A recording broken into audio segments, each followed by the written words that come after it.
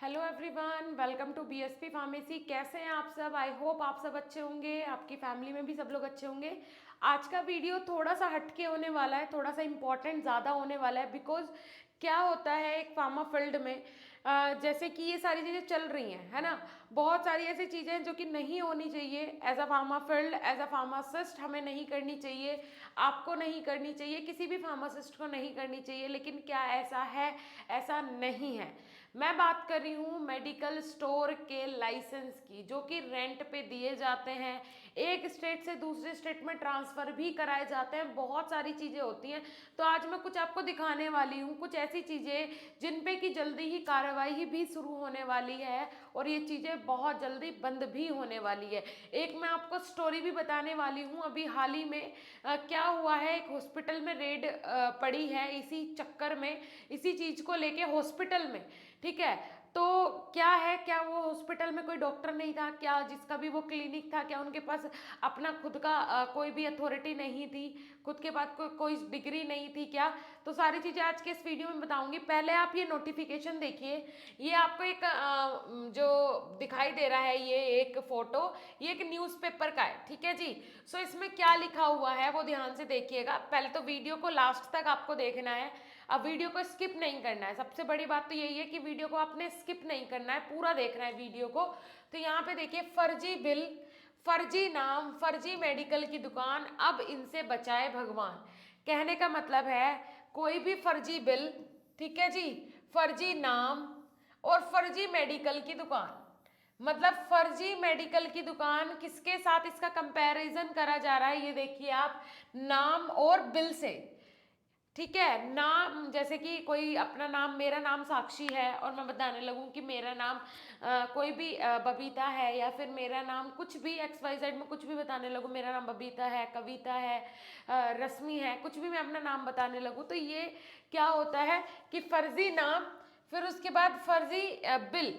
फर्जी बिल का मतलब क्या होता है कि आपका मेडिकल स्टोर जो है वहाँ पे, या फिर कोई भी आपका घर ही है, या फिर कोई भी ऐसी दुकान है जहाँ पे बिजली का बिल जो है वो फर्जी है। फर्जी कैसे है भाई? जो आपका बिजली की सप्लाई हो रही है, इलेक्ट्रिसिटी की सप्लाई हो रही है, वो डायरेक्ट आपने करके मीटर से हटा के, है ना। बहुत सारी जगह ऐसा होता है कि तार डाल लेते हैं, है ना। देहात में बहुत सारी जगह ऐसा ही अभी भी चल रहा है। लेकिन क्या वो असली बिल है? नहीं, वो क्या होता है, फर्जी बिल है। जितना आपने इलेक्ट्रिसिटी यूज किया उतना आप वो बिल नहीं दिखा रहे। और वहीं पे फर्जी मेडिकल की दुकान, मेडिकल की दुकान, तो इसका मतलब है कि बिल से और नाम से कंपेयर किया गया है मेडिकल की दुकान को। तो आप खुद सोचिए कि क्या लेवल है एक फार्मासिस्ट का, फार्मासिस्ट की डिग्री का, या फार्मासिस्ट के लाइसेंस का, है ना। ये किसकी वजह से हो रहा है? ये हमारी खुद की वजह से हो रहा है। क्यों? क्योंकि हमने खुद को, हमने अपने फार्मेसी प्रोफेशन को इतना गिरा दिया है, इतना गिरा दिया है कि कोई भी ऐरा गैरा नत्थु गैरा आएगा और उसका गलत इस्तेमाल करके चला जाएगा। ठीक है जी। तो यहाँ पे देखिए, वाराणसी का ये जो न्यूज़पेपर में ये आया था न्यूज़, वाराणसी का है। वाराणसी शासन की सख्ती के बाद भी वाराणसी सहित पूरे प्रदेश में झोला छाप डॉक्टरों और फर्जी मेडिकल फंड्स की काला बाजारी धड़ल्ले से चल रही है। इस बीच फर्जी मेडिकल फार्मों पर कड़ी कार्रवाई करते हुए औषध अनुज्ञापन अधिकारी विक्रय मंडल वाराणसी नरेश मोहन दीपक ने गुरुवार को वाराणसी जनपद के 4 और मेडिकल स्टोर का लाइसेंस निरस्त कर दिया। इसके साथ ही जनपद में 2 दर्जन से अधिक मेडिकल फार्मों का लाइसेंस निरस्त किया जा चुका है। वाराणसी मंडल के औषधि अनुज्ञापन अधिकारी विकीय के निरस्तकरण आदेश में अनुज मेडिकल एजेंसी मीरापुर बहसी को कोडी नियुक्त सिरफ की फर्जी बिलिंग, सानाटाटे बायो फार्मा, नटियामी दाई शिवपुर को गलत पता देने, त्रिवेदी मेडिकल सत्य सागर के बहुत पहले बंद होने, और अभी फार्मा सत्य सागर मैदानी पर कार्य कार्यवाही के अभिलेख नहीं प्रस्तुत करने के आधार पर इन मेडिकल फार्मों के लाइसेंस निरस्त किए गए हैं। कहने का मतलब ये है, बहुत छोटा इसमें दिख रहा है, मुझे ज़्यादा समझ में नहीं आ रही है चीज़ें, लेकिन हाँ ये है, मुझे जितना समझ में आया तो इसमें ये क्लियरली मेंशन किया गया है कि वाराणसी में 4 से 5 मेडिकल स्टोर को अभी रिसेंटली में ही क्या किया गया है, टोटली बंद कर दिया गया है। ठीक है जी, उनका लाइसेंस जो है वो निरस्त कर दिया गया है। ठीक है, निरस्त कर दिया गया है। उसमें कि बहुत सारे केसेस हैं, जैसे कि एक मेडिकल स्टोर बहुत पहले बंद हो जाता है, जैसे ही चेकिंग जाती है, ठीक है, उसे ऑटोमेटिकली निरस्त कर दिया गया। फिर उसके बाद एक मेडिकल स्टोर से जब दूसरे का पता पूछा गया, किसी भी बंदे से, इसमें नाम दिए हुए हैं, तो उसने उसका पता नहीं बताया, तो उसे इस चक्कर में निरस्त कर दिया गया। तो इसी तरीके से 4 से 5 मेडिकल स्टोर को एक साथ यहाँ पे क्या किया गया है, निरस्त किया गया है। तो यहाँ पे यही बोला गया है कि भाई काला बाजारी जो है, जैसे कि जो फर्जी डॉक्टर होते हैं या फिर फर्जी मेडिकल स्टोर वाले होते हैं, इतनी सख्ताई के बाद भी उनकी यहाँ पे काला बाजारी धड़ल्ले से चल रही है। यही इसमें सारी चीजें बोली गई हैं। उसके बाद यहाँ पे झोला छाप डॉक्टर के बारे में बोला गया, बाप रे बाप, झोला छाप डॉक्टर ने फिर से ले ली मासूम की जान। तो इस तरीके की बहुत सारी चीजें हैं जो कि नहीं होनी चाहिए, लेकिन हमारे देश में हमारे यहाँ हो रही हैं, है ना। जो एक पर्सन है, ठीक है, उसे नॉलेज नहीं है, उसके पास अथॉरिटी नहीं है, फिर भी वो इलाज कर रहा है, फिर भी वो अपना मेडिकल स्टोर पे बैठा हुआ है। अब आप खुद देखिए, चलिए हम मान लेते हैं ये जो झोला छाप डॉक्टर होते हैं, ठीक है, इनका होना एक तरीके से ज़रूरी भी है। इनका होना इसलिए ज़रूरी है, मैं सपोर्ट नहीं करूँगी without any degree, without any authority की आप मेडिकेशन करें, लेकिन आप खुद सोचिए, गांव देहात के जो रूरल एरिया के बंदे होते हैं, ठीक है, रूरल एरिया के जितने भी कैंडिडेट्स होते हैं, या तो ऐसा हो जैसे कि जो केजरीवाल है, उन्होंने क्या किया है, दिल्ली में मोहल्ला क्लिनिक बनवा दिए हैं, मोहल्ला क्लिनिक। ठीक है, उसमें क्या होता है मोहल्ला क्लिनिक में कि भाई हर मोहल्ले में एक क्लिनिक होगा, ठीक है जी, उसमें कोई भी पेशेंट जाएगा और अपना इलाज करवा सकेगा, लेकिन वो हर एक मोहल्ले में, गांव देहात में, हर गली में वो डॉक्टर देखने को मिलेगा। ऐसा हो कि एक गांव में 3 से 4 वो डॉक्टर बिठा दिए जाएं, जिसमें कि मतलब ऐसे इस टाइप के क्लिनिक खोल दिए जाएं जिसमें कि एक डॉक्टर होगा, राइट, एक कौन होगा, एक एमबीबीएस डॉक्टर होगा, इसमें एक एमबीबीएस डॉक्टर होगा, ठीक है जी। सर्जरी वगैरह नहीं होगी इन क्लिनिक्स में, ठीक है, डॉक्टर होगा, उसके बाद जीएनएम एएनएम का एक बंदा होगा, उसके बाद एक फार्मासिस्ट होगा, ठीक है जी। इस तरीके से इसमें 3-4 हेल्थ केयर प्रोफेशनल्स होंगे। अगर वो वहाँ पे हैं तो इसका मतलब है कि एक तरीके से जो ये मेडिकल प्रोफेशनल्स हैं, इन्हें भी रोजगार देखने को मिलेगा, इन्हें भी रोजगार मिल जाएगा, और साथ ही साथ ये जो झोला छाप डॉक्टर्स हैं या फिर झोला छाप जो ये मेडिकल स्टोर वाले हैं, इनका भी काम खत्म हो जाएगा। ठीक है, तो अभी के हिसाब से जो ये जो रूरल एरिया में झोला छाप डॉक्टर्स के नाम से जिन्हें बोला जाता है, इनका होना भी जरूरी है। अभी आप खुद सोचिए, एक एमबीबीएस डॉक्टर की फीस कितनी होती है, 700 से 800 रुपए सिर्फ देखने का चार्ज होता है ना। और अगर मैं कम से कम बात करूं तो कम से कम 400 से 500 तो उसकी देखने की फीस होती है। तो एक मिडिल क्लास फैमिली का जो बंदा है, लोअर क्लास फैमिली का जो बंदा है, वह है ना, कोई किसान है, कोई मजदूर है, वो बेचारा पहले तो उसे शहर जाना पड़ेगा, एमबीबीएस खुद तो नहीं आ जाएगा गांव में बैठने के लिए, खुद नहीं आएगा वो, है ना। और सरकारी हॉस्पिटल्स का आपको पता ही है कि किस तरीके की वहाँ की फैसिलिटी है।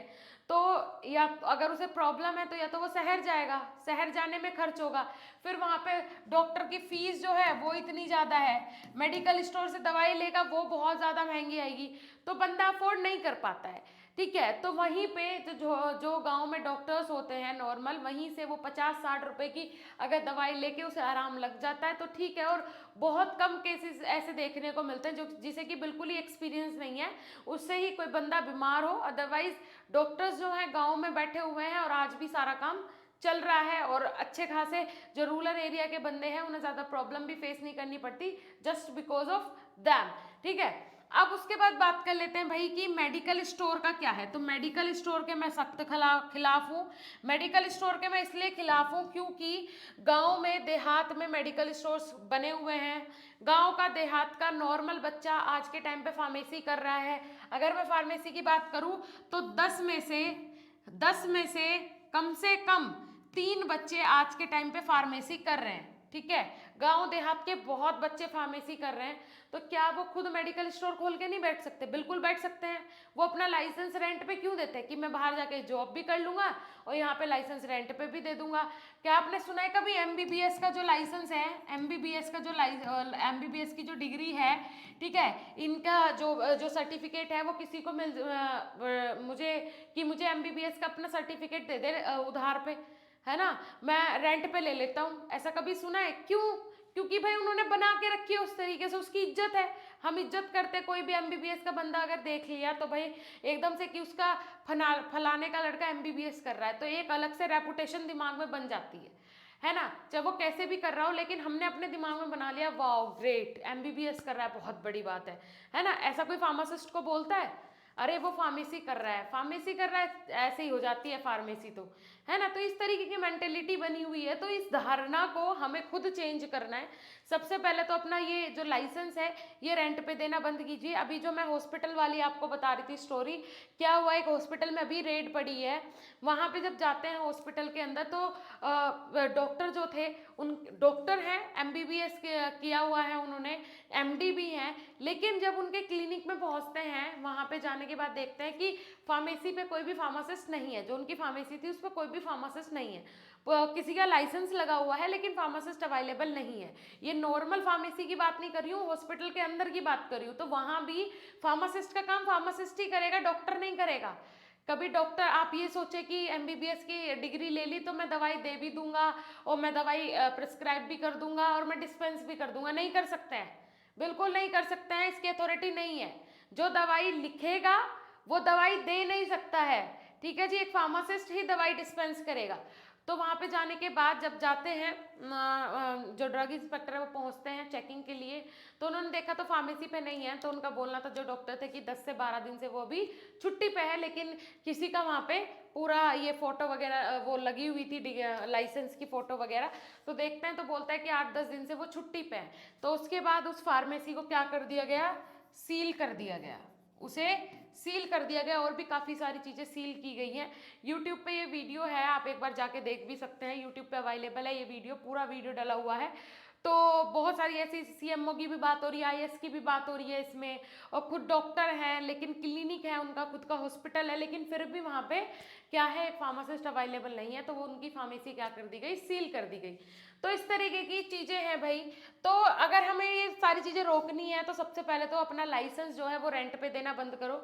हमारे पास खुद हमारे घर में 3 बंदों ने फार्मेसी की हुई है, अगर हम चाहें तो हम भी अपना रजिस्ट्रेशन के बाद लाइसेंस बनवा सकते हैं, लेकिन हमें ज़रूरत नहीं है, हमने लाइसेंस बनवाया ही नहीं है क्योंकि हमें मेडिकल स्टोर खोलना नहीं है ना।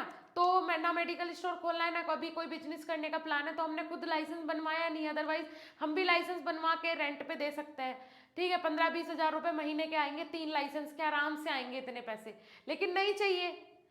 क्यों चाहिए? ऐसा ऐसा काम करना ही क्यों है जो कि गलत है, सरासर गलत है। हम अपने प्रोफेशन के साथ अपने जो हमारा आने वाले टाइम पे हमारा करियर होने वाला है, ठीक है, जिसके बेसिस पे हमें पूरी जिंदगी खाने को मिलेगा, खाने कमाने को मिलेगा, उसी के साथ हम खिलवाड़ करेंगे तो हमारे साथ कहीं ना कहीं तो ज़रूर कुछ ना कुछ तो गलत होगा।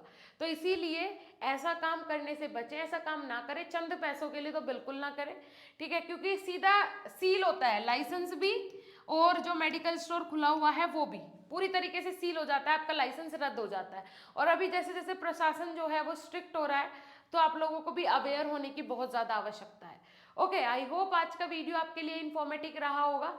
अगर अच्छा लगा हो लाइक कीजिएगा, साथ ही साथ हमारी ऐप जाके एक बार विजिट ज़रूर कीजिएगा। बीएसपी फार्मेसी के नाम से हमारी ऐप है प्ले स्टोर पे, जिसपे हम आपको 1st to 8th सेम का स्टडी मटेरियल प्रोवाइड करवाते हैं। हमारे टीचर्स डेली 4 से 5 लाइव क्लास ले रहे हैं, 1st और 3rd सेम का भी लाइव कोर्स चल रहा है। हमारे इस यूट्यूब चैनल पे लाइव क्लासेस भी हो रही हैं, डेली शाम के टाइम 2 घंटे लाइव क्लास चल रही है प्रॉपर, तो आप लोग वो भी विजिट करें, जाइए देखिए लाइव क्लासेस में जाके, लाइव क्लासेस के फोल्डर में जाके। और भी बहुत सारे स्टडी मटेरियल घर पे नोट्स भी डिलीवर किए जा रहे हैं। ज़्यादा टाइम आप लोगों के पास नहीं है, इफ़ अगर आप एग्जाम की प्रिपरेशन करना चाहते हैं, जाके एक बार बीएसपी फार्मेसी ऐप विजिट ज़रूर करें। मिलेंगे देन नेक्स्ट इंफॉर्मेटिव वीडियो के साथ, तब तक के लिए धन्यवाद, नमस्कार।